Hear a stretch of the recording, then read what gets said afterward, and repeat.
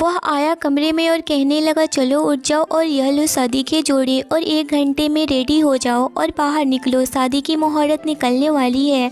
इतना सुनकर के वह लड़की हैरान नज़रों से उस लड़के को देखने लगी थी और कहने लगी, किसकी शादी, कहाँ है शादी। यह सुनकर के वह लड़का उस लड़की के करीब आकर के उसके कमर पर अपने हाथों से पकड़ कर के करीब खींचा और कहने लगा, हमारी शादी 1 घंटे में होने वाली है, जल्दी से रेडी हो जाओ। इतना सुनकर के वह लड़की पूरी तरह से हैरान हो गई थी। वह सोच भी नहीं सकती थी कि जिससे कि वह प्यार करती है, जिसका वह सपना देखी थी, वह इस हाल में उसे शादी करना पड़ेगा। वह कभी सोची भी नहीं थी कि उसका उसे लड़के से शादी करना एक सपना था, उसकी ख्वाहिश थी उसे पाना, लेकिन इस तरह से नहीं। वह लड़का उससे ज़बरदस्ती करते हुए कहने लगा, जल्दी से रेडी हो जाओ वरना। नहीं वरुण, प्लीज़ नहीं, ऐसा मत करो प्लीज़, मैं हाथ जोड़ती हूँ। वह यही शब्द थे जो उस कमरे से बार बार गूंजे जा रहे थे। एक लड़की काफ़ी डरी हुई, अब घबराई हुई, किसी से बचकर भागने की कोशिश कर रही थी, लेकिन उसके सामने खड़ा इंसान उसे भागने का कोई भी अवसर नहीं दे रहा था। पूरे कमरे की हालत बहुत ख़राब थी, पूरी तबाही मची हुई थी, सब कुछ टूटा फूटा सा था और बिखरा पड़ा था।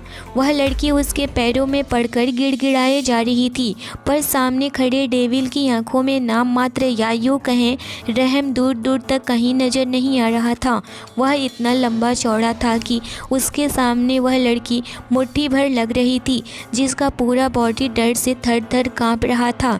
वह लड़की दरवाजे की तरफ भागने लगी थी, लेकिन वह लड़का उसका हाथ पकड़ के पीछे खींच लेता है और उसे बेड पर गिरा देता है।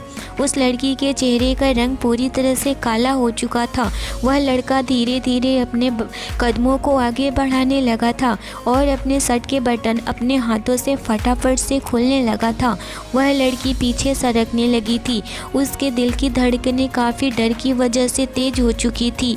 उसकी आंखों में आंसू आ गए थे और वह कहे जा रही थी, वरुण प्लीज़ मुझे छोड़ दो, मैं तुम्हारे आगे हाथ जोड़ती हूँ, प्लीज़ प्लीज़ मुझे छोड़ दो वरुण। लेकिन उस लड़के की आंखों में रहम नाम की कोई भी चीज़ नहीं थी। उसकी आंखों में आंसू आ गए थे, लेकिन वह लड़का उसके करीब आया। उस लड़की ने हाथ जोड़ते हुए कहा, प्लीज़ मुझे छोड़ दो, प्लीज़ मैं तुम्हारे हाथ जोड़ती हूँ। उस लड़के की आंखें बहुत ज़्यादा ही खतरनाक हो गई थी और गुस्से के कारण लाल हो गई थी, जैसे सारा खून आंखों में ही उतर आया हो। इस वक्त वह किसी शैतान या डेविल से कम नहीं लग रहा था। वह लड़का इस शहर का एक बहुत ही माफिया, दुनिया का भी अच्छा खासा नाम रखने वाला इंसान था। उसका नाम वरुण राठौर था। वह हमेशा से ही ऐसा नहीं था। नताशा खुद हैरान थी। उसकी हैरानी की कोई सीमा नहीं थी, क्योंकि वरुण की आंखों में खुद के लिए हमेशा प्यार और फिक्र ही देखी थी। वरुण उसे प्रिंसेस की तरह ट्रीट करता था, उसका बहुत ख्याल रखता था, प्रोटेक्ट करता था, उसकी केयर करता था, क्योंकि वह उसके पापा की बेस्ट फ्रेंड की बेटी थी। नताशा वरुण से बहुत प्यार करती थी, पर जब उसने इजहार किया तो वरुण ने यह कहकर मना कर दिया कि वह उससे प्यार नहीं करता है और उसे भी उसके लिए ऐसी फीलिंग्स नहीं रखनी चाहिए। नताशा यकीन नहीं कर पा रही थी कि यह वही वरुण है जो आज पूरी तरह से डेविल बन चुका है। वरुण ने नताशा के छटपटाते हाथों को कस के पकड़ा और पीछे बिस्तर से लगा दिया। क्या हुआ है बेबी डॉल, इतना घबरा क्यों रही हो? यही तो चाहती थी ना तुम। जब तुमने मुझे प्रपोज किया तो ऐसे ही इमेजिन करती होगी ना तुम मुझे अपने साथ, तो आज मैं तुम्हारी ख्वाहिश पूरी कर रहा हूँ। फिर यह अचानक इतना बेचारी बनने का नाटक क्यों? ओहो हाँ सॉरी, मैं तो भूल ही गया, नाटक करना तो तुम्हारी फितरत है ना। आखिर बेटी किसकी हो? यह बोलते ही वरुण के एक्सप्रेशन और भी ज़्यादा खतरनाक हो जाते हैं। नताशा के रोते हुए चेहरे को बड़े ही बेदर्दी से अपने हाथों में पकड़कर उसकी आंखों में देखते हुए वरुण ने कहा, मैंने तुम्हारे बाप को अपने बाप से भी बढ़कर माना और उसने क्या किया? मेरे पीठ पीछे मेरे को ही चाकू मार दिया, मेरे पूरे करोड़ों के दौलत लेकर भाग गया, यहाँ तक कि उसने मेरी होने वाली पत्नी के साथ भी। इतना कहकर कि वह रुक गया और उसके बाद बोला, उसको भी नहीं छोड़ा, उसकी हालत भी बद से बदतर कर दी है। आज भी एक जिंदा लाश से ज़्यादा कुछ नहीं है। यह सब कुछ तुम्हारे बाप ने किया है, मगर उसे क्या लगता है कि वह बच जाएगा? शायद वह तुम्हें अपने साथ ले जाना भूल गया या जानबूझकर नहीं लेकर गया कि तुम उसके कर्मों की सज़ा भुगत सको, और तुम भुगतोगी ज़रूर। नताशा ने रोते हुए कहा, नहीं, तुम्हें गलतफहमी हो गई है। वह चिल्लाकर कहने लगी, मेरे पापा ऐसा नहीं है। इतना बोलते ही उसकी चीख निकल गई। वरुण ने उसके एक तरफ के कपड़े को पकड़ कर के फाड़ दिया था। वह भी बुरी तरह से चीख पड़ी थी। अगले ही पल नताशा को नीचे वाले हिस्से में ज़बरदस्त दर्द महसूस हुआ था। वरुण के एक्सप्रेशन बहुत ज़्यादा ही डेंजरस थे। उसकी गर्दन, उसके माथे पर, उसके हाथों पर उसकी नसें उभर आई थी। नताशा जोर से चिल्लाती रही, मगर वरुण ने तो जैसे आज उसे बर्बाद करने का पूरी तरह से ठान लिया था। उसने गुस्से से भरी आवाज़ से अपना काम जारी रखा। कहा, तुम्हारा बाप जिस दिन मेरे हाथ लगा ना, वह तो मरेगा ही, मगर उसके किए की सज़ा अब तुम्हें हर रोज़ भुगतना पड़ेगा। नताशा बहुत अच्छी लड़की थी। आज तक कभी किसी लड़के के करीब नहीं गई थी। उसे किसी ने नहीं छुआ था। शायद इसीलिए आज उसका दर्द बहुत ज़्यादा था। वह टूट गई थी, बहुत दर्द में थी, फिजिकल भी और मेंटली भी।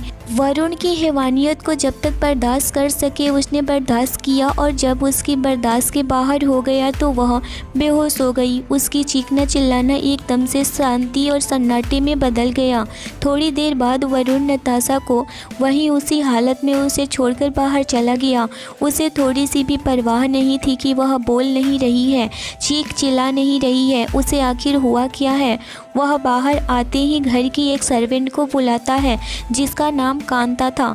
वह सर्वेंट भाग करके उसके पास आई तो वरुण के सामने सर झुकाकर खड़ी हो गई, और यह देखकर वरुण कहने लगा, इस लड़की को खाना पीना देती रहना, अगर ना खाए तो ज़बरदस्ती ठूसना। इसका ज़िंदा रहना इसकी सज़ा है, और भागने का तो इसे ख्याल भी नहीं आना चाहिए। मैं जल्द वापस आऊँगा। कांता तो बस अपनी गर्दन हिला देती है और वरुण वहाँ से चला जाता है। जाते हुए वह सिगरेट निकाल करके उसे जलाकर पीने लगा था। विशाल टंडन, यू डेट नो, जितना तुम छुप सकते हो छुप लो, बहुत जल्द अपने हाथों से गला काटूंगा तुम्हारा। वरुण गाड़ी में बैठता है और एक कॉल करता है, पूरी कंट्री में फैल जाओ, सारे कनेक्शन एक्टिव कर दो, उसे किसी भी हाल में ढूंढो, चाहे उसके लिए पूरी धरती का चप्पा चप्पा ही क्यों न छानना पड़े। जस्ट फाइंड वो जस्ट एनी हाउ। इतना कह करके वह कॉल काट देता है और गाड़ी में बैठ करके वहाँ से चला जाता है। अगली सुबह होती ही नताशा अपने होश में आती है और वह पूरी तरह से उठकर बैठ भी नहीं पाती है। वह अपने बॉडी पर एक नज़र डालती है तो अपने होश को बैठी थी। उसकी आंखों के सामने कल रात का मंजर उसे साफ दिखाई देने लगता है और वह पूरी तरह से घबरा जाती है, डर जाती है। वह समझ नहीं पाती है कि वह क्या करे और उसके साथ क्या हो गया। एक रात में ही उसकी पूरी ज़िंदगी बर्बाद हो गई। यह कभी उसने नहीं सोचा था।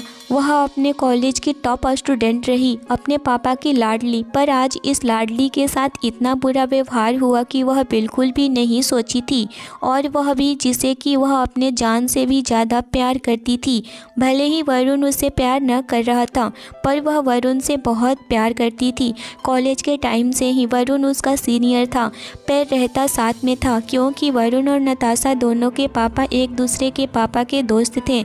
इसीलिए वरुण और नताशा का भी दोस्ती हो चुका था। नताशा का भी फैमिली बिजनेस था और वह फैमिली बिजनेस इन्वेस्टर के तौर पर वरुण के पापा ने ही नताशा के पापा को चुना था और एक दूसरे में बहुत ज़्यादा ही अपनापन था। उन दोनों ने बात भी कर ली थी कि दोनों बच्चे बड़े हो जाएंगे तो हम दोनों एक दूसरे की शादी भी कर देंगे और हम दोनों की दोस्ती रिश्तेदारी में बदल जाएगी। लेकिन ऐसा कुछ नहीं हुआ। अभी वह इतना सोच ही रही थी कि तभी कांता आ गई। वह दरवाज़ा खटखटाने लगी थी, लेकिन नताशा बिल्कुल उठ नहीं पा रही थी। वह जैसे तैसे करके उठी और कपड़े पहनी, दरवाज़ा खोली तो सर्वेंट को देखकर थोड़ा रिलैक्स फील की। सर्वेंट आई, उसके हाथों में खाने की प्लेट था। वह कहने लगी, मैडम आप खाना खा लीजिए, साहब बोल कर गए हैं कि आपको मैं खाना खिला दूँ, वरना वह मुझे भी बातें सुनाएंगे। इतना कहकर वह खाने की प्लेट नताशा के सामने खोल कर रख देती है।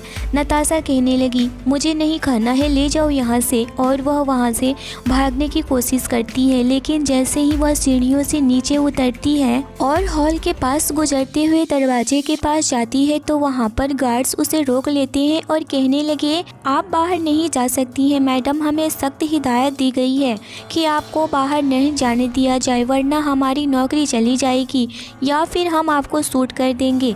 इतना सुनकर के नताशा वहाँ से उल्टे पांव आ जाती है और कमरे में आकर बैठ जाती है और कहती है, मुझे नहीं खाना, इसे ले जाओ। और उस सर्वेंट को कमरे से निकाल देती है और दरवाज़ा बंद कर देती है और बैठकर रोने लगी थी। रात होते ही वह पूरी तरह से डर जाती है कि कहीं फिर से वरुण न आ जाए और जैसा वह कल किया था आज न करे। यह डर उसे बहुत ज़्यादा ही सता रहा था, क्योंकि वह बोला था कि अब मैं तुम्हें एक दिन भी नहीं छोड़ूंगा, हर दिन रात तुम्हें तड़पाऊंगा।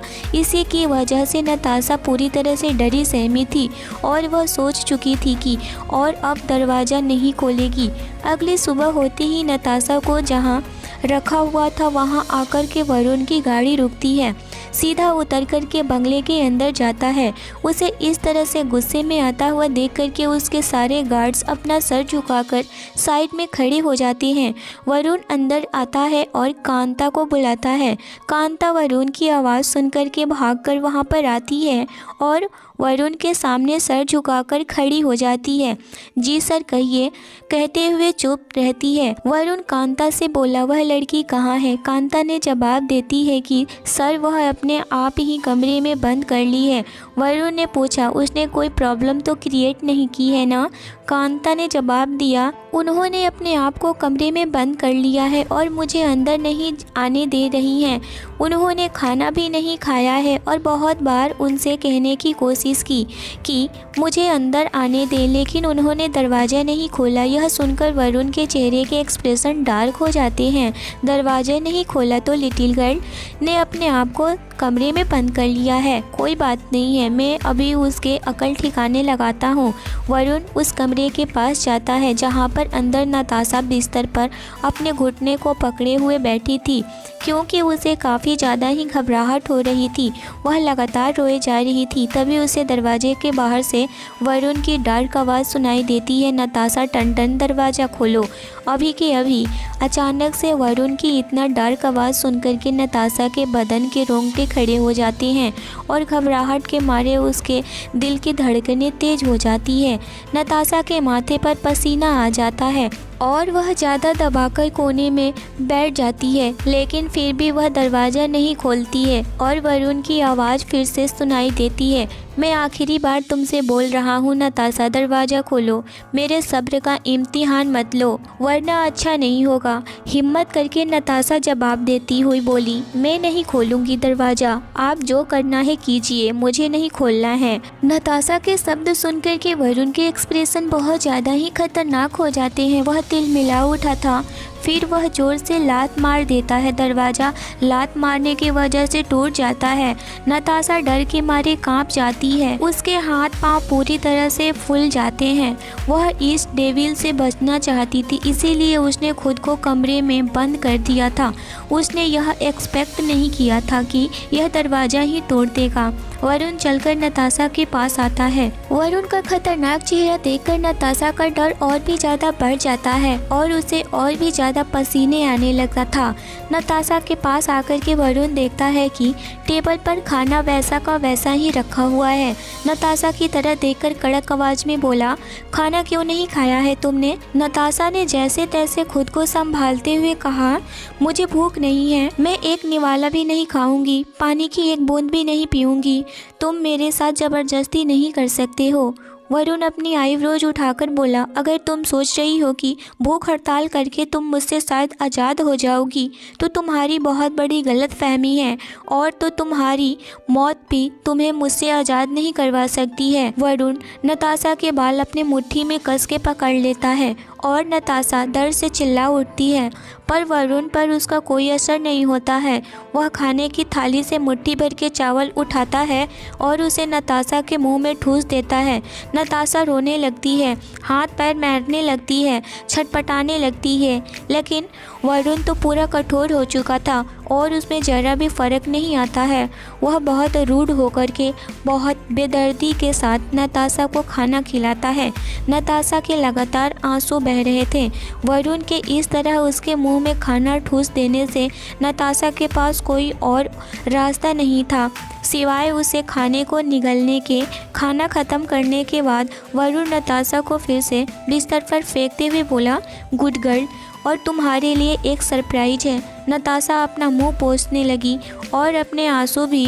वरुण की बात का मतलब उसे समझ नहीं आता है कि वह उसके लिए आखिर क्या सरप्राइज़ लेकर आया था, लेकिन जो भी है डेफिनेटली वह अच्छा तो बिल्कुल नहीं होने वाला है। नताशा बिस्तर से खड़ी होते हुए बोली, वरुण, यह तुम ठीक नहीं कर रहे हो। मेरे पापा ने जो कुछ भी किया है, एक तो तुम्हारे पास कोई उसका सबूत नहीं है, वह सब मेरे पापा ने किया है। ऊपर से अगर उन्होंने किया भी है तो इसका बदला तुम मुझसे नहीं ले सकते हो। मैं तुम्हारा कुछ नहीं बिगाड़ी है। नताशा की ऐसी हिम्मत भरी आवाज़ सुनकर के वरुण उसका गला पकड़ लेता है। नताशा की आंखें जैसे बाहर ही निकल जाती। अपना मुंह बंद रखो, समझी? मैं यहाँ तुमसे सही गलत का प्रवचन सुनने नहीं आया हूँ। जहाँ तक रही बात तुम्हारे बाप के खिलाफ सबूत की, तो इतने सबूत हैं मेरे पास जो मुझे यकीन दिलाने के लिए काफ़ी हैं कि वही गुनहगार है, मेरा भी और मेरी होने वाली पत्नी का भी, और वही जिम्मेदार है तुम्हारी इस हालत का भी। नताशा को सांस लेने में भी दिक्कत होने लगी थी, लेकिन वरुण की पकड़ उसके गले पर मजबूत थी। वह उसकी पकड़ को ढीला करने की कोशिश कर रही थी। उसके स्ट्रगल को देखते हुए वरुण ने एक बार फिर से बिस्तर पर उसे फेंक देता है। नताशा जोर जोर से हाँफती है और लंबी लंबी सांस भी लेने लगी थी। उसे लगा कि एक पल के लिए तो जैसे उसका आखिरी वक्त आ गया है, उसकी सांसें यहीं पर रुक जाएगी। विशाल टंडन का नाम सुनते ही वरुण अपने गुस्से के ऊपर अपना कंट्रोल पूरी तरह से खो देता है। तभी कुछ आदमी अंदर आते हैं। उनके हाथों में कुछ सामान होता है जिन्हें देख करके नताशा कंफ्यूज हो जाती है। वरुण एक आदमी के पास जाता है। उसके पास एक थाली थी जिस पर से कपड़ा हटाया। वरुण नताशा से बोला, इसमें ज्वेलरी है जो तुम्हें पहननी है। उसके बाद दूसरी थाल में भी कपड़ा हटाकर देखता है, उसमें भी एक बहुत ही खूबसूरत शादी का लाल रंग का जोड़ा है। समझ में नहीं आया कि क्यों क्या कर रहा है वरुण। यह सब शादी के जोड़े को वरुण बिस्तर पर फेंकते हुए नताशा से बोला, जल्दी से यह सब पहनकर तैयार हो जाओ, आज हम दोनों की शादी है। यह सुनकर तो नताशा की सांसें जैसे उसके हलक में ही अटक जाती है। शादी? वह पूरे चौंक करके बोली, हाँ। माना कि नताशा वरुण से बहुत प्यार करती थी और उससे शादी भी करना चाहती थी, लेकिन इस वक्त ऐसे हालात थे, वरुण से शादी करना उसके लिए एक बिगेस्ट नाइटमेयर बन चुका था। नताशा वरुण से खड़ी होते हुए हिम्मत करके बोली, नहीं, मैं तुमसे शादी नहीं करूँगी, बिल्कुल नहीं करूँगी, चाहे तुम जो कुछ भी कर लो। वह वरुण को धक्का देती है और वहाँ से भाग जाती है। वरुण कुछ रिएक्ट नहीं करता है, अपनी जगह पर खड़ा रहता है। वह अपने आदमियों को कुछ इशारा करता है और उसके हाथ में सारा सामान वहाँ पर रख कर चले जाते हैं। कुछ सेकंड के बाद एक आदमी नताशा को अपने कंधे पर उठाए हुए कमरे के अंदर लेकर आता है, जिसके हाथ में नताशा बहुत बुरी तरह से छटपटा रही थी। छोड़ो मुझे, मैंने कहा छोड़ो मुझे, नीचे उतारो। वहाँ पर लाने के बाद वह आदमी नताशा को बिस्तर पर पटक देता है और वरुण के सामने हल्का सा सर झुका करके वहाँ से चला जाता है। नताशा रोने लगती है। वरुण नताशा से बोला, तुम्हारे पास 1 घंटा है, चुपचाप से तैयार हो जाओ और यहाँ से भागने का ख्याल छोड़ दो, क्योंकि तुम यहाँ से नहीं भाग सकती हो। बिल्कुल नहीं। वरुण नताशा के पास आता है, बिस्तर पर एक पैर रख कर के नताशा के बाल को पकड़ के थोड़ा ऊपर लाकर कहता है, जल्दी से यह कपड़े पहन लो। उसके बाद तो क्या पता तुम्हें बॉडी पर कपड़े रहे ना रहे, क्योंकि शादी के बाद हमारी हर रात सुहाग रात होगी और हर दिन सुहाग दिन होगा। We ready and really can not wait to take off your cloth. Natasha की सांस रुक सी जाती है। पता नहीं यह जालिम और क्या क्या करने वाला है मेरे साथ। यह सोच कर के वह पूरी तरह से डर गई थी। और रोई जा रही थी। उसे कुछ भी समझ में नहीं आ रहा था कि वह क्या करे। यहाँ से भाग भी तो नहीं सकती थी। थोड़ी देर के बाद ही वरुण कमरे में वापस आता है। उसने शेरवानी पहन रखी थी जिसमें वह काफ़ी ज़्यादा ही हैंडसम लग रहा था। कमरे में आकर के वह देखता है कि नताशा आईने के सामने बैठी हुई है। उसके चेहरे पर कोई भी मुस्कान नहीं है बल्कि आंखों में आंसू है। वह आईने के सामने एक पत्थर की मूर्ति की तरह बैठी हुई है। उसने लहंगा पहन लिया, ज्वेलरी पहन ली है और मेकअप भी कर लिया है।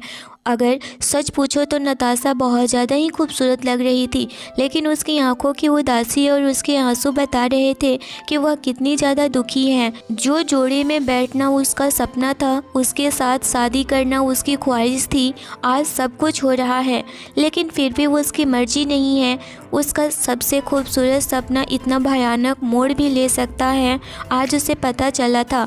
वरुण एक पल के लिए तो अपनी जगह पर रुक जाता है और उसकी नज़रें नताशा पर ही जमी रहती हैं, पर अगले ही पल उसकी आंखें बहुत ज़्यादा ही लाल हो जाती है। वह नताशा के पास चलकर जाता है और कहता है कि चलो, शादी का मुहूर्त निकला जा रहा है।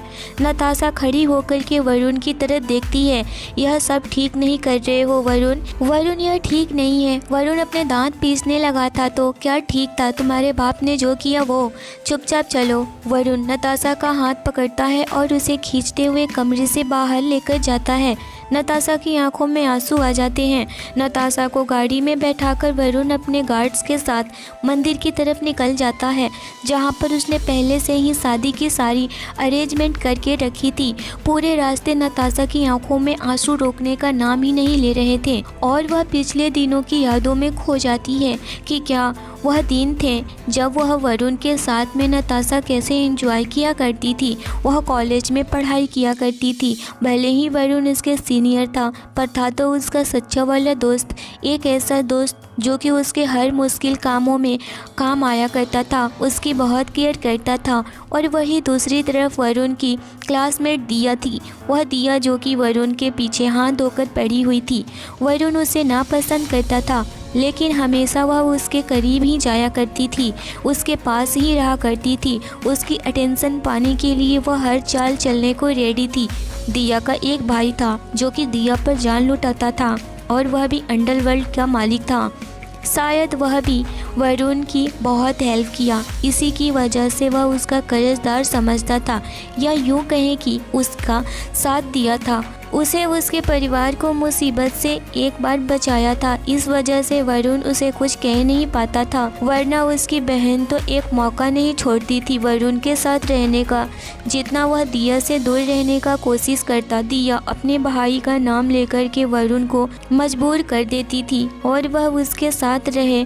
अपने भाई के किए हुए कामों को वरुण को याद दिलाया करती थी, जिससे कि वरुण दिया से कुछ कह नहीं पाता था और उसका फ़ायदा उठाया करती थी। नताशा दिया को हर बार नोटिस किया करती थी कि वह वरुण के साथ क्या करने की कोशिश कर रही है। नताशा का बर्थडे था।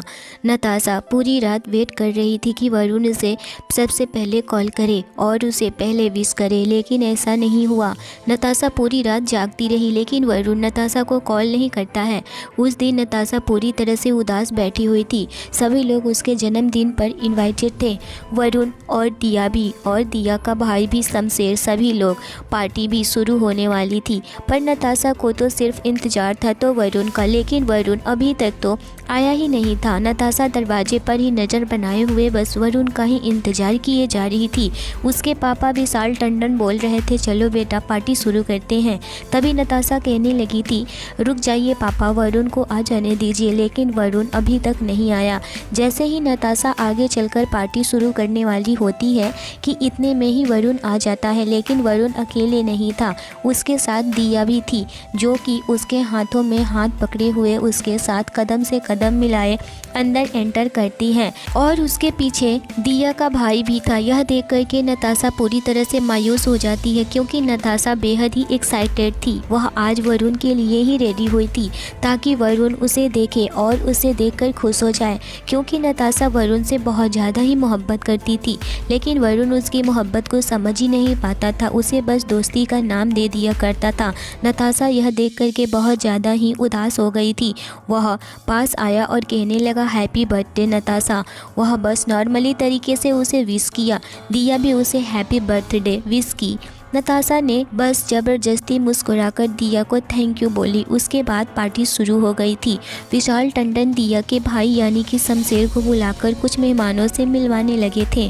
शमशेर अपनी बहन दिया को भी अपने साथ में ले गया और सबसे मिलवाने लगा था, लेकिन वरुण नताशा के पास ही खड़ा था। नताशा हिम्मत करके कहने लगी, वरुण मुझे तुमसे कुछ बात करनी है, क्या तुम 10 मिनट में ऊपर आओगे? वरुण ने कहा ऐसा क्या बात है, तुम यहाँ पर भी बता सकती हो। नताशा कहने लगी नहीं कुछ ज़रूरी है। इतना सुनकर वरुण कहने लगा ओके। नताशा ऊपर चली जाती है। 10 मिनट के बाद वरुण भी छत पर चला जाता है। वह इस वक्त छत पर जाता है तो पूरी तरह से छत को डेकोरेट किया हुआ पाया और वह यह सब देखकर पूरा हैरान हो गया था। इस चीज़ की उसे बिल्कुल भी उम्मीद नहीं थी। तभी पीछे से नताशा आई और कहने लगी वरुण। वरुण ने नताशा की तरफ पलटकर देखता है कि नताशा अपने घुटनों के बल बैठी हुई है और उसके हाथ में एक गुलाब का फूल है। यह देखकर वरुण पूरी तरह से शॉक्ड हो गया था। नताशा बिल्कुल भी हिम्मत नहीं कर रही थी कि वह आगे के लफ्ज बोले। वह पूरी तरह से डरी हुई थी कि कहीं वरुण उसे ना कह दिया तो, लेकिन फिर खुद से ही सोचने लगी नहीं नताशा तुम्हें यह बात बोलनी ही होगी, आर या पार। यह सोच करके नताशा कह देती है वरुण को प्रपोज कर देती है। जैसे ही उसने बोली आई लव यू वरुण, मैं तुमसे बहुत प्यार करती हूँ। इतना सुनना था कि वरुण पूरी तरह से हैरान नज़रों से नताशा को देखे जा रहा था और उसे बिल्कुल भी उम्मीद नहीं थी कि इस चीज़ की कि नताशा ऐसा भी हरकत कर सकती है उसके साथ, क्योंकि नताशा के लिए वह वैसा बिल्कुल भी फील नहीं करता है। उसकी आंखों में फ़ौरन से डार्क बदलाव आ जाते हैं। 2 कदम पीछे हटता है और कहता है कि यह क्या मजाक है, तुम सोच भी कैसे सकती हो कि मैं तुम जैसी लड़की से मोहब्बत करूँगा? मैं तुमसे बिल्कुल भी मोहब्बत नहीं करता। मेरे दिमाग में तो कभी तुम्हारे बारे में इस तरह से सोचा भी नहीं था। मैं कभी तुम्हारे बारे में इस तरह से फेल किया ही नहीं।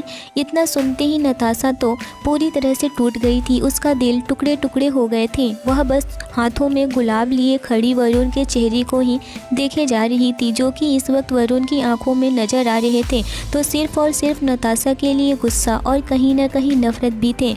इतना कहकर वरुण वहां से फ़ौरन से चला जाता है। उसके चले जाने के बाद नताशा वहीं बैठ जाती है और गुलाब जो कि उसके हाथ में ली हुई थी वह गुलाब उसके हाथों से गिर चुका था, जो कि वरुण गुलाब के ऊपर पैर रखकर जा चुका था और वह गुलाब के कुछ उम्र निकल चुके थे। यह देखकर और उसके दिल पर जो टुकड़े हुए थे नताशा पूरी तरह से फूट फूट कर रोने लगी थी। वह नहीं सोची थी कि वरुण उसके साथ ऐसा भी कर सकता है। वह किसी भी तरह से हिम्मत करके अपने आप को संभालते हुए पार्टी में जाती है कि कहीं उसके पापा को या फिर उस पार्टी में आए हुए लोगों को कुछ पता न चले। तभी वह नीचे जाती है तो सुनती है कि दिया के भाई ने अनाउंसमेंट करता है, लेडीज एंड जेंटलमैन, आज मैं आप सब लोगों को एक बहुत ही अच्छी न्यूज़ देने वाला हूँ, जो कि मेरे लिए और मेरी बहन के लिए बहुत ही खुशी की बात है। मेरी बहन मेरे जिगर का टुकड़ा है, जो कि आज मैं किसी और को सौंपने वाला हूँ। यह सुनकर दिया पूरी तरह से खुश हो जाती है और वह अपने भाई के पास जाकर बगल में खड़ी हो जाती है। तभी शमशेर आगे बोलता है, मैं अपनी बहन दिया की सगाई का अनाउंसमेंट करने वाला हूँ, जो कि मिस्टर वरुण राठौर से होगी। इतना सुनते ही सभी लोग ताली बजाने लगे थे और वरुण भी जाकर दिया के बगल में खड़ा हो जाता है। यह सब सुनकर और देखकर नताशा तो पूरी तरह से हिल जाती है। ऐसा लगता है मानो उसकी दुनिया ही उजड़ गई हो। वह कभी नहीं सोची थी कि अभी अभी उसका दिल टूट चुका था और वह अभी यह न्यूज़ सुनने को मिलेगा। इस वक्त वह चाहती थी कि यह धरती फटे और उसमें समा जाए। वरुण इस वक्त नताशा को ही देख रहा था, लेकिन नताशा उसे नहीं देख रही थी। नताशा बहुत ज़्यादा ही इस वक्त दर्द में थी। उसकी दर्द और वही जान सकती थी और वरुण भी बहुत अच्छे तरीके से नताशा को समझ रहा था कि इस वक्त उसके दिल पर क्या बीत रही है। नताशा वहाँ से चली जाती है और अपने कमरे में जाकर फूट फूट कर रोने लगी थी। इतने में ही वह गाड़ी रुकी और वह अपने सपनों की दुनिया से बाहर निकली। यह वजह थी कि वरुण ने नताशा के प्यार को नहीं समझा और उसे मना कर दिया। वरुण नताशा को गाड़ी से बाहर निकालने के लिए नहीं कहा, वह डायरेक्ट अपनी तरफ से कार का दरवाज़ा खोला और दूसरी तरफ से आकर नताशा के हाथ को जोर से पकड़ा और उसे बाहर निकालते हुए उसके हाथों को पकड़े हुए उसकी चूड़ियाँ हाथों में ही गड़ गई थी, जिसकी वजह से उसके हाथ में बहुत दर्द हो रहा था। लेकिन फिर भी वह उसके हाथ को बहुत ही ज़बरदस्ती तरीके से पकड़ा हुआ उसे खींचते हुए मंदिर के अंदर लेकर जाता है और नताशा को मंदिर में बने हुए मंडप के सामने बैठा देता है। नताशा पूरी तरह से कांप रही थी और उसके बॉडी पर जो दर्द थे, जख्म थे, वह तो साफ साफ देख ही रहे थे, लेकिन जो दर्द उसकी आत्मा पर था उसका तो वह ही जानती थी। और उसके बॉडी पर जगह जगह लाल पीले निशान भी बने हुए थे और यह सब वरुण की वजह से था। और नताशा की मम्मी उसकी बचपन में ही गुजर चुकी थी, उसके पापा ने ही पाल पोस कर उसे बड़ा किया था और वह अपने पापा की बहुत ही लाडली बेटी थी। वरुण के परिवार वाले बहुत अच्छे थे और उसके परिवार भी बहुत बड़ा था। उसके मम्मी पापा, उसका एक भाई बहन, उसके अंकल आंटी, उसका पूरा घर फैमिली से भरा पड़ा था। लेकिन वरुण से सभी लोग डरते थे, उसके सामने कोई भी जल्दी मुंह नहीं खोलता था, वह चाहे वरुण के पापा ही क्यों न हो। पंडित जी भी उस वक्त बहुत ज़्यादा ही डरा हुआ था और वह कांपते हुए सारी विधियाँ कराए जा रहे थे। जब बारी आती है दुल्हन की मांग में सिंदूर लगाने की, तो वरुण ने गुस्से में सिंदूर की पूरी थाल में हाथ लगाकर एक मुट्ठी सिंदूर उठाकर नताशा के पूरे सर में ही लगा देता है, जिससे कि नताशा के पूरे फेस पर लग जाता है। और वह मंगलसूत्र पहनाता है और वह मंगलसूत्र पहनाते हुए कहता है, यह मंगलसूत्र नहीं, मेरा कैद का सूत्र है, जिससे कि तुम कभी भी आज़ाद नहीं हो सकती हो। इस वक्त नताशा बहुत रोए जा रही थी और बस चाह रही थी कि इस डेविल से यहाँ से भाग जाए, लेकिन ऐसा बिल्कुल भी मुमकिन नहीं था। इतने में ही वहाँ पर शमशेर आ जाता है और उसके बॉडीगार्ड चारों तरफ से वरुण के आदमियों को और वरुण को घेर लेते हैं। शमशेर वरुण के करीब आता है और कहता है, तुम मेरी बेटी के रहते हुए तुमने उस इंसान की लड़की से शादी कर ली है जो इंसान मेरी बेटी का गुनहगार है। शमशेर के कहने पर वरुण कहता है कि तुमसे ज़्यादा मुझे पता है और दिया का जितना तुम्हें ख्याल है उससे ज़्यादा मुझे उसकी फ़िक्र है। इसके बाप ने जो कुछ भी किया है इसकी सज़ा देने के लिए ही तो मैं इसे शादी किया है, और वह भी झूठ कर शादी। इतना सुनकर शमशेर कहने लगा, तुम इससे शादी करो, ये ज़रूरी ही नहीं था, इसे सजा दो, इसे तो मिस्ट्रेस बनाकर भी रख सकते थे ना। इतना सुनते ही नताशा पूरी तरह से बड़ी बड़ी आंखें किए हुए उन दोनों को देखे जा रही थी। वरुण अभी इतना बात कर ही रहा था कि उसके फ़ोन पर एक मैसेज आता है। वह उस मैसेज में वीडियो था। वह वीडियो को जैसे ही ओपन करता है वह देखता है, पूरी तरह से हैरान हो गया था, क्योंकि उस वीडियो में ऐसा था जो कि सारा किस्सा ही ख़त्म कर देता। सब कुछ साफ साफ उस वीडियो में था। दूध का दूध और पानी का पानी, यह सब खेल उस वक्त से चला आ रहा था जब दिया, वरुण और नताशा साथ में कॉलेज में पढ़ाई करते थे। नताशा और वरुण एक साथ बहुत ज़्यादा ही हंसी मजाक करते थे और घुल मिल कर रहते थे। यह देखकर दिया बहुत ज़्यादा ही गुस्सा और नफरत किया करती थी।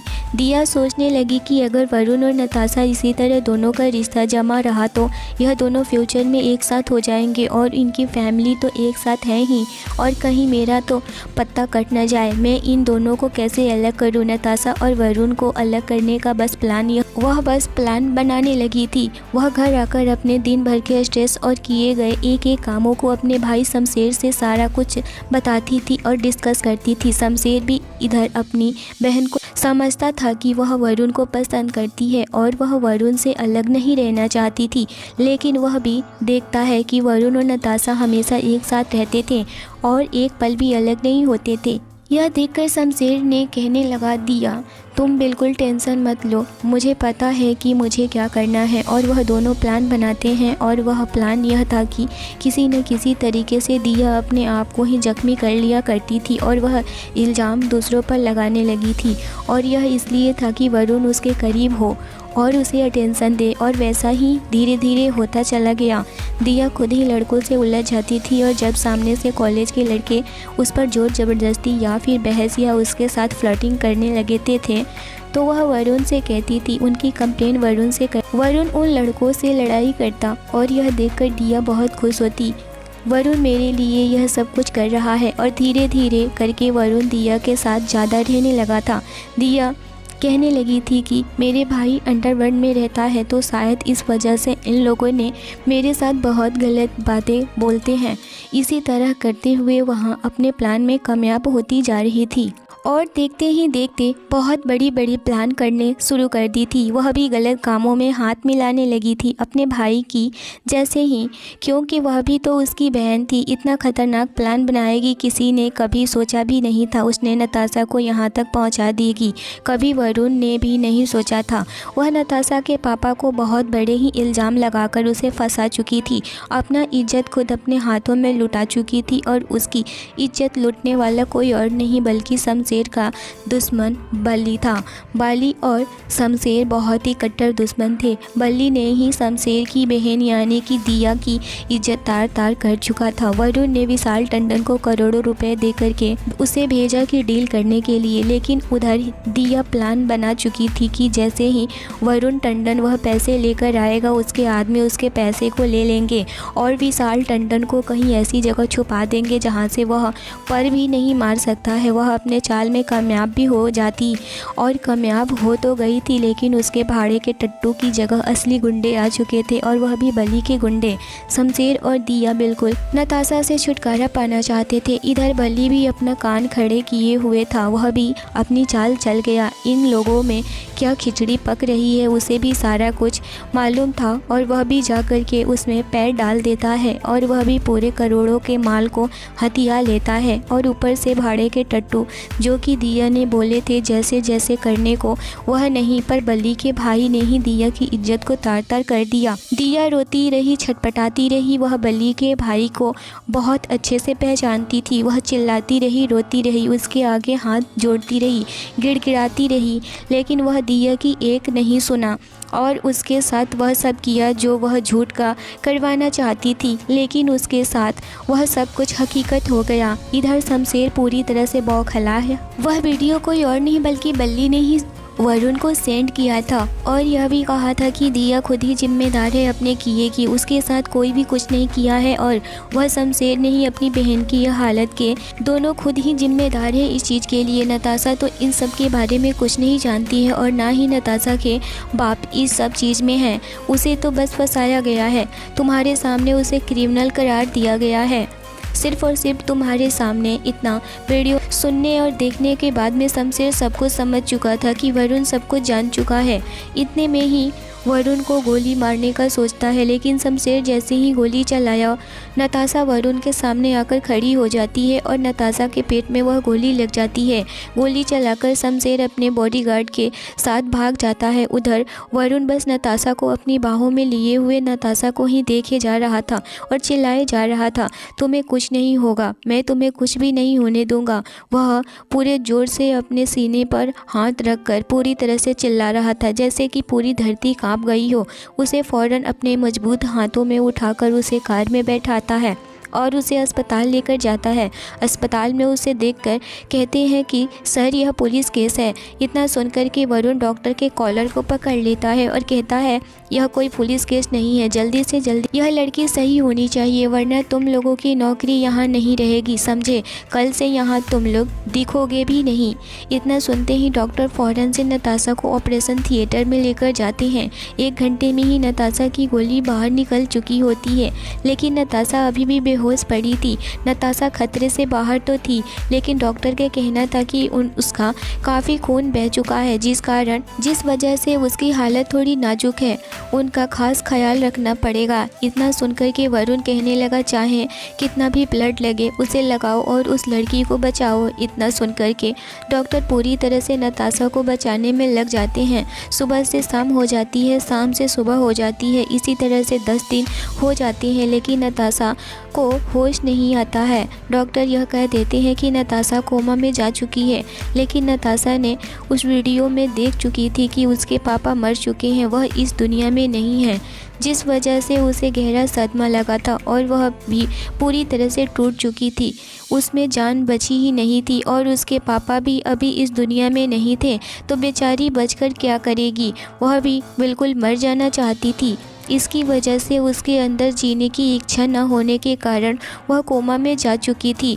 इन 10 दिनों में वरुण ने अपना काम कर चुका था। उसने शमशेर उसके जगह पहुंचा दिया था और दिया को भी उसकी हालत पर छोड़ दिया था, क्योंकि वह खुद अपने हालत की जिम्मेदार थी। इतना सब कुछ जानने के बाद वरुण पूरी तरह से टूट चुका था। वह अपने आप को कभी भी माफ़ नहीं करेगा। वह ठान लिया था।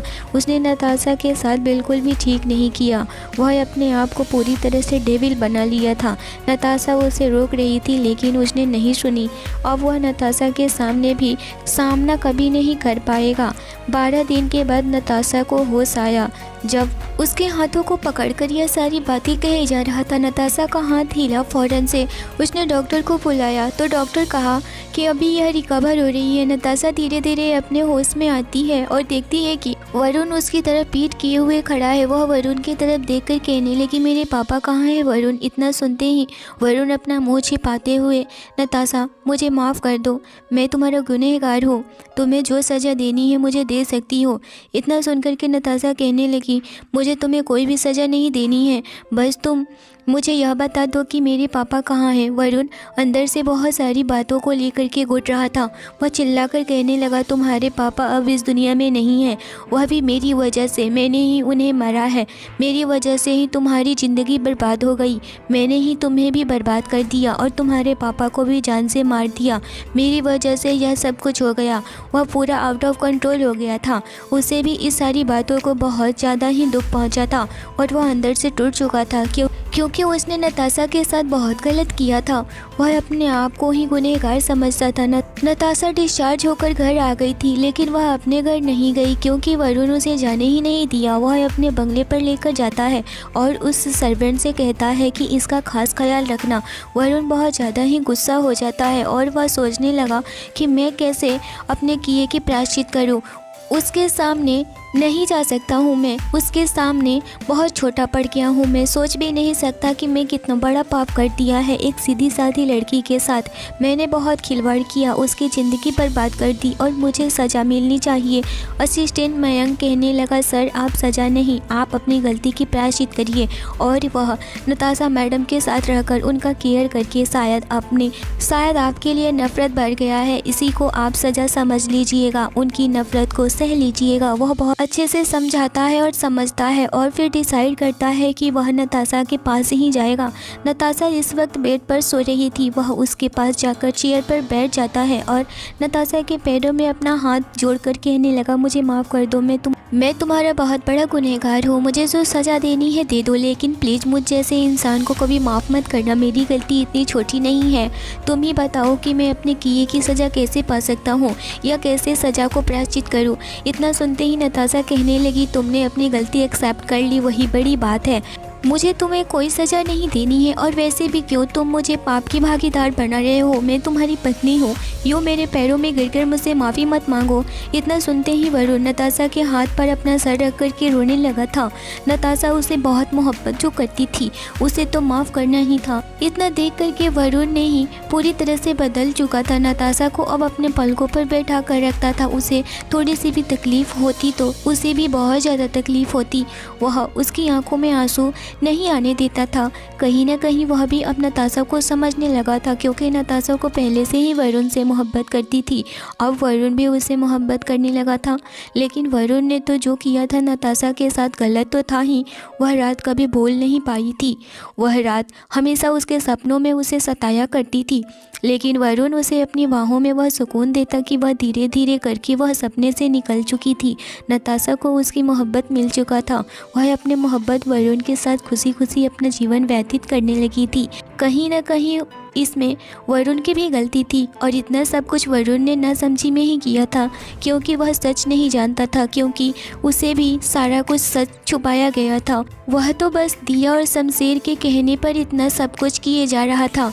लेकिन नताशा के साथ जो कुछ भी हुआ वह बहुत बुरा हुआ था। इसमें नताशा की तो कोई गलती नहीं थी ना, फिर भी उसे सज़ा मिली। लेकिन वरुण ने तो उसे बहुत प्यार दिया, जिससे कि उसकी सारी जख्में भर गई। आज की स्टोरी कैसी लगी मुझे कमेंट में ज़रूर बताइए। चैनल पर नए हो तो चैनल को ज़रूर सब्सक्राइब करिए। कहानी अच्छी लगी हो तो लाइक और शेयर ज़रूर करिए। Thanks for watching. मेरी 35 साल की चाची कई सालों बाद घर आई थी, क्योंकि वह बेंगलोर में चाचा के साथ बही रहती थी। वहां से आने के बाद से वह हमेशा में मेरे आसपास मंडराती रहती थी। एक दिन जब मम्मी पापा घर पर नहीं थे, मैंने गलती से पैंट की चैन को गलत जगह पर फंसा लिया। तब चाची मेरी मदद के लिए आई, लेकिन उसके बाद उन्होंने मुझे अजीब तरह से मुझे अनचाहे जगहों पर छूना शुरू कर दिया। वह बोली, तुम अभी 18 साल के हो, फिर भी तुम्हारा यह इतना बड़ा है, तुम तो बहुत हैंडसम हो गए हो। ऐसा कहते हुए चाची ने मेरा वह देखा और वहीं पर, मेरा नाम अमित है और मैं 12वीं में पढ़ता हूँ। मेरी चाची कई सालों बाद हमारे घर आई थी। जब से उनकी शादी हुई थी, तब से वह चाचा के साथ बैंगलोर चली गई थी। मेरे चाचा वहाँ जॉब करते थे, मैं घर पर अकेला रहता था। दोपहर को स्कूल से घर आने के बाद मेरी देखभाल करने के लिए घर पर कोई नहीं होता था, इसलिए पापा ने चाची को हमारे घर बुला लिया था। मुझे देखते ही चाची ने मुझे गले लगा लिया। उन्होंने कहा, अमित बहुत जल्दी बड़ा हो गया है। चाची को घर आने के बाद से वह मेरे कमरे में ही रहती थी। मैं भी खुशी खुशी अपना कमरा उसके साथ एडजस्ट कर रहा था। दोपहर को जब मैं स्कूल से घर आता तो मेरे हाथ से बैग लेकर खाना खिलाने तक मेरी सारी देखभाल चाची ही करती थी। मैं अब 18 साल का हो गया था और 12वीं में पढ़ता था। चाची को घर बुलाने का एक और कारण था। करीब 2 महीने पहले मुझे एनीमिया हुआ था, इसलिए मुझे कमजोरी रहती थी। चाची को घर आए कई दिन हो गए थे। मेरे स्कूल जाने से लेकर मेरे पढ़ाई तक की पूरी जिम्मेदारी चाची ही उठा रही थी। एक रात अचानक मेरी नींद खुल गई। मेरी नींद अचानक खुलने का कारण था मेरे शरीर पर घूमता हुआ हाथ। चाची अचानक मेरे शरीर पर हाथ फेरने लगी थी। मुझे शरीर पर किसी का हाथ फेरना बिल्कुल भी पसंद नहीं था। मुझे लगा यह सब चाची से गलती से हो गया है, लेकिन धीरे धीरे चाची की कुछ ऐसी चीजें मेरे सामने आने लगी जो मुझे बिल्कुल भी पसंद नहीं थी। उस दिन मैंने पहली बार उनका वह अजीब व्यवहार देखा था, इसलिए मैंने उससे कुछ नहीं कहा। लेकिन अगले दिन भी चाची ने फिर से वैसा ही कुछ किया। लगातार 4 दिन तक चाची के इस अजीब व्यवहार को सहने के बाद मैंने तय किया कि अब मैं उससे इस बारे में चाची से बात करूंगा। अगले दिन जब मैं दोपहर में स्कूल से अपने घर आया और खाना खाते समय मैंने उनसे सवाल किया। तब मैंने कहा, चाची, पिछले दिनों से रात को सोते समय तुम मेरे शरीर पर हाथ क्यों फेरती हो? क्या तुम्हें कोई अजीब सपना आ जाता है? जैसे ही मैंने चाची से यह सवाल किया, उनके चेहरे के हाव भाव बदल गए थे। उन्होंने कहा, शायद जब मैं गहरी नींद में सो जाती होंगी, हो सकता है तो गलती से मेरा हाथ तुम्हारे शरीर पर आ गया होगा। तब मैंने चाची की बातों पर विश्वास कर लिया, परंतु इसके पीछे की सच्चाई कुछ और ही थी। अगली रात सोने के कुछ समय बाद ही मेरी नींद खुल गई और इसी कारण मेरी आधी रात में ही नींद टूट गई थी। मैं उठा और देखा कि चाची मेरे पास नहीं थी। मुझे लगा कि वह पानी पीने गई होंगी, लेकिन वह कमरे के किचन में भी नहीं थी। तब मैंने उठकर चाची को ढूंढने की सोचा। फिर मैंने कमरे से बाहर निकल चारों ओर नजर दौड़ाई। तब चाची बाहर बरामदे में टहल रही थी। तब मैंने चाची की ओर जाने की सोचा, पर तभी चाची मेरे कमरे की ओर पलट गई। अगर मुझे चाची देख लेती तो उन्हें लगता कि मैं उसका पीछा कर रहा हूँ, इसलिए चाची के मुझे देखने से पहले ही मैं अपनी कमरे में वापस जाकर सो गया। कुछ ही देर में चाची भी कमरे में आई। आते ही वह सो गई और उनका वही अजीब व्यवहार फिर से शुरू हो गया। वह फिर से मेरे शरीर पर हाथ फेरने लगी। चाची ऐसा अजीब व्यवहार क्यों कर रही थी, यह मुझे समझ नहीं आ रहा था। पर एक बात मुझे जरूर समझ में आ गई थी कि वह बाहर जाती है और फिर मेरे शरीर पर हाथ फेरती है। चाची आखिर रात में बरामदे में करती क्या है, यह जानने की मेरी इच्छा बढ़ रही थी। अगले दिन दोपहर में घर पर मैं और चाची ही थे। चाची मेरी पढ़ाई करवा रही थी। जब वह मेरी पढ़ाई करवा रही थी तो मैंने थोड़ा हंसते हुए सवाल किया, चाची तुम कितनी सुंदर हो। वह नहीं बोली। फिर मैं अपने कमरे में जाकर आराम करने लगा।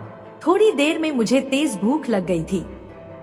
मुझे अंडे खाने की इच्छा हो रही थी, इसलिए मैंने चाची से मेरे लिए अंडा बनाने को कहा। उस समय चाची मम्मी के कमरे में थी। जब मैं उस कमरे के पास गया तो मुझे चाची वहाँ कुछ अलग ही रूप में दिखी। वह अभी अभी नहाकर बाहर आई थी। वह अपनी खूबसूरती को शीशे में निहार रही थी, जैसे वह 20 साल की लड़की हो। मैं कमरे के बाहर खड़ा था, लेकिन वह तो खुद को हीरोइन समझकर और भी जुल्फे बिखेर रही थी। इधर में मेरे पेट में चूहा कूद रहे थे। आखिरकार मैं चाची के कमरे में चला गया। मुझे देखते ही चाची थोड़ी शर्मा गई। उस समय वह मेरे सामने खड़ी थी और मुझसे बातें करने लगी। चाची उस वक्त प्लाजो टॉप पहने हुए थी। मुझे देखते ही उन्होंने कहा, उठ गए अमित, तुम अच्छा अब आ ही गए हो, तो बताओ मैं कैसी लग रही हूँ। लेकिन मुझे भूख लगी थी, इसलिए मैं वहाँ गया था। लेकिन चाची तो मेरे मुंह से अपनी तारीफ सुनने को बेताब हो गई थी। तभी उन्होंने मेरा हाथ पकड़कर मुझे आईने के सामने ले गई। एक हाथ मेरे गले में डालकर वह मेरे पीछे खड़ी हो गई। उसने कहा, अमित तुम्हें क्या लगता है, क्या मैं किसी से कम खूबसूरत लगती हूँ? लेकिन मैं क्या करता, मेरे पेट में चूहे कूद रहे थे।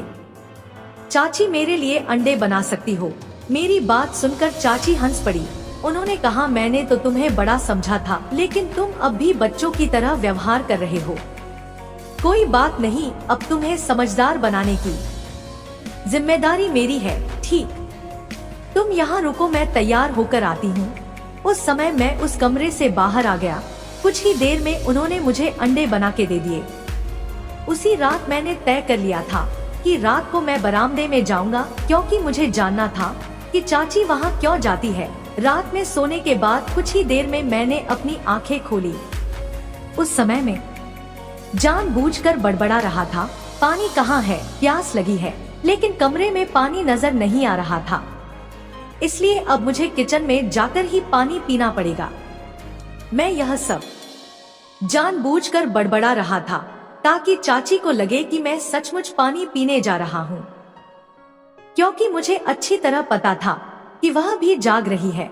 फिर मैं कमरे से बाहर निकला, फिर पानी पीने किचन में ना जाकर बरामदे में गया। चाची वहाँ मोबाइल में कुछ देख रही थी। वह दृश्य देखकर कुछ बातें मेरे समझ में आ गई। मुझे जो समझना था वह मैं समझ चुका था। फिर मैं चुपचाप अपने कमरे में वापस आ गया।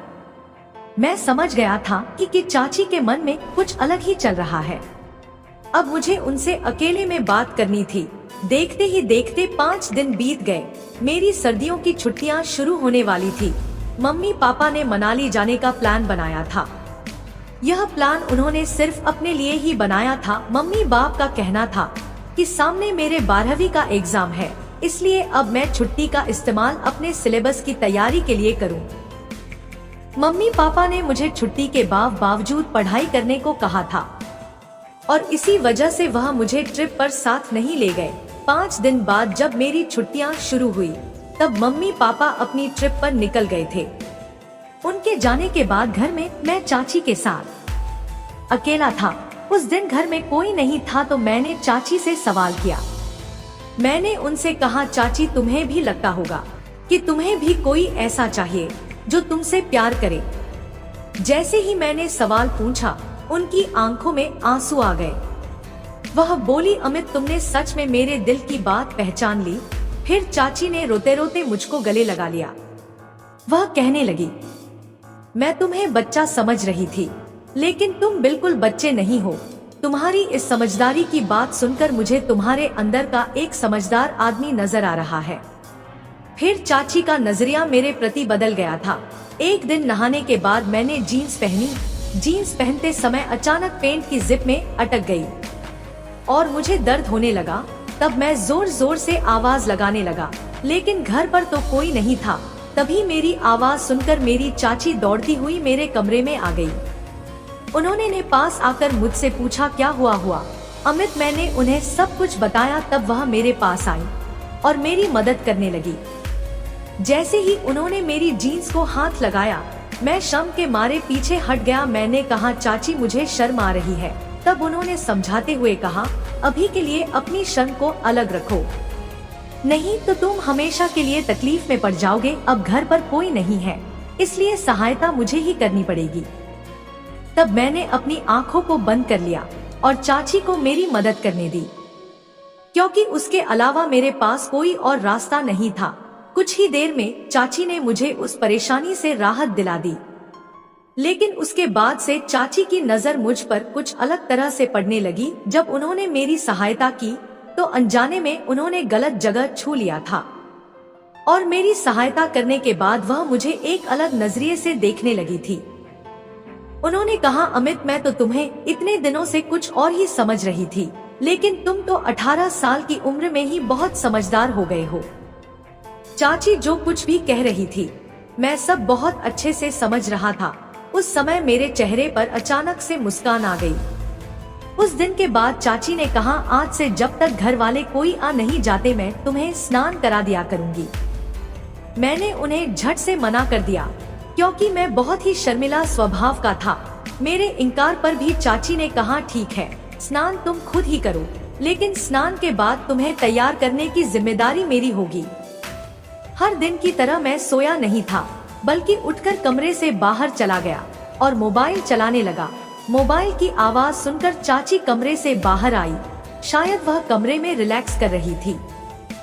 दोपहर में जिस तरह से चाची तैयार हुई थी कि उनका अंदाज कुछ अलग ही था। खैर, आज भी चाची ने आज अलग तरह की ड्रेस पहने हुई थी। उन्होंने कहा, अमित, मैंने तुम्हारे लिए रसगुल्ले बनाए हैं, अभी थोड़ा इंतजार करो, मैं रसोई से लेकर आती हूँ। रसोई में जाते समय उन्होंने मेरा मोबाइल बंद कर दिया था और रसगुल्ले लाने के लिए रसोई में चली गई। वह मुझे वहीं रसगुल्ले खिला सकती थी, लेकिन उन्होंने ऐसा नहीं किया। वह मुझे अपने कमरे में लेकर गई और मुझे बेड पर बैठाकर अपने हाथों से रसगुल्ले खिलाने लगी। रसगुल्ले खिलाते समय चाची बार बार मेरे सिर पर हाथ फेर रही थी। वह कह रही थी, तुम बड़े और बहुत समझदार हो गए हो। तब चाची ने जो इत्र लगाया हुआ था उसकी खुशबू मेरे पूरे कमरे में चारों ओर फैल गई थी। वह मुझसे बातें भी कर रही थी। फिर मैं जोर की गहरी नींद में सो गया। जब मेरी आंख खुली तो मुझे कमजोरी जैसी महसूस हो रही थी और मैं वहीं बेड पर बैठ गया। कुछ समय बाद चाची मेरे रूम में आई। उनके के मुख पर एक खूबसूरत सी स्माइल थी। उन्होंने कहा, अमित, मुझको कोई आइडिया नहीं था कि तुम्हारे यहाँ होने से मैं इतनी खुश हो जाऊंगी। चाची की बातों को मैं बिल्कुल भी समझ नहीं पा रहा था। मैंने उनकी बातों को इग्नोर कर दिया था, क्योंकि मैं अपने ही सपनों में खोया हुआ था। चाची ने कहा, तुम नहा करके आओ, हम मौज करेंगे। मैं नहा करके कमरे से बाहर गया। तब चाची ने मेरी पसंद की मूवी लगाई थी। इससे पहले चाची ने कभी मेरी की मूवी नहीं लगाई थी। उन्हें हॉलीवुड की फिल्में बिल्कुल भी पसंद नहीं थी, लेकिन उस दिन उन्होंने खुद ही मेरी पसंद की मूवी लगाई थी। इतना ही नहीं, एक रोमांटिक सीन आने पर जोर से मेरा गाल पकड़ लिया और चाची को मैंने पीछे से टच कर दिया। चाची इतनी ज्यादा खुश क्यों थी, यह मुझे भी समझ में नहीं आ रहा था। उस दिन के बाद जैसे जैसे दिन बीतते गए, चाची मुझे और भी ज्यादा खुश दिखाई देने लगी। लेकिन करीब 2 बजे के बाद जब भी मैं नींद से उठता तो मुझे बहुत ही ज्यादा कमजोरी महसूस होती थी। नींद से जागने के बाद जब मैं सुबह ब्रेकफास्ट करने जाता, लेकिन चाची हमेशा एक ही बात बोलती थी कि अमित, आज तुमने मुझे आनंदित कर दिया। मैं उनको किस तरह से आनंदित कर रहा था यह मुझे खुद पता नहीं था। फिर चाची मुझसे जो कहती थी यह सुनकर मुझे अच्छा लगने था। शुरू में मुझको चाची से तैयार होने में शर्म सी महसूस होती थी। अब मैं बिना शर्म महसूस किए से तैयार होने लगा था।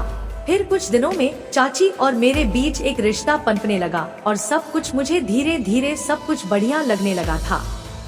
फिर थोड़े दिनों बाद सभी लोग घर पर आ गए थे। फिर भी मेरी चाची ने मेरा बहुत अच्छे से ख्याल रखा। एक दिन चाचा का बैंगलोर से फोन आया कि यहाँ वापस आ जाओ। मैं वहीं खड़ा सुन रहा था कि चाची वापस बैंगलोर जा रही है। मुझे जोर का धक्का लगा। दोस्तों, जब किसी से अट्रैक्शन हो जाए तो उसके बिना दिन काटना महंगा होता है। यही सब मेरे साथ हो रहा था। चाची वापस बैंगलोर चली गई और मैं उनकी यादों में उनके साथ गुजरे पल को याद करता था। तो दोस्तों, यह थी एक छोटी सी कहानी। अगर आपको कहानी अच्छी लगी हो तो लाइक करके चैनल को सब्सक्राइब जरूर करें। मिलते हैं अगली वीडियो में। तब तक के लिए love you and take care.